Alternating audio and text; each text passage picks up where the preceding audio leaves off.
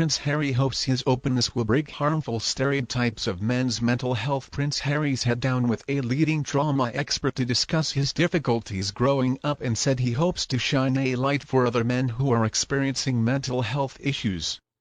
Prince Harry says he hopes the openness with which he addressed his inner struggles in his memoir Spare will help break stereotypes around men's mental health. The Duke of Sussex gave an in-depth insight into his personal battles in a tell-all interview while rejecting the notion that he should be considered a victim. In a wide-ranging live interview with controversial trauma expert Gabor Mat, he insisted not a victim and said, "Hearing my story will help some people out there." The 38-year-old said, "Oh, be able to share the things of my life that I think is important feels good. To me it feels like an act of service. If we can encourage other people to be vulnerable themselves and be vulnerable to their family, the world will be a better place."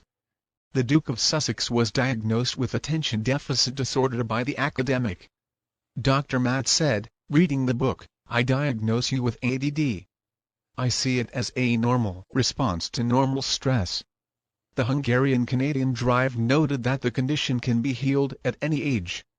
ADD is similar to ADHD, where the individual struggles to concentrate, however they don't exhibit the same hyperactivity. Opening up about his mental health journey, Harry discussed his initial reluctance to engage with therapy. "My awareness of myself was distorted by my environment but also society," he said. "When I found my therapist and started to unpack 12-year-old Harry at the point my mother died was scary." He continued, "One of the things I was most scared about was losing the feelings that I had of my mom.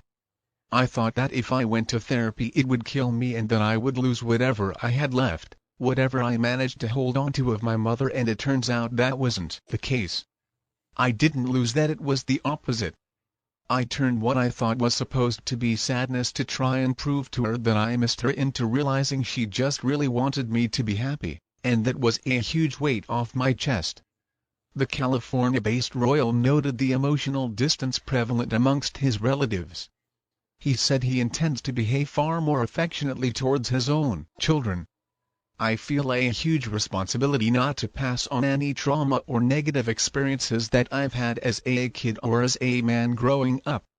There are times when I catch myself when I should be smothering them with that love, but I might not be.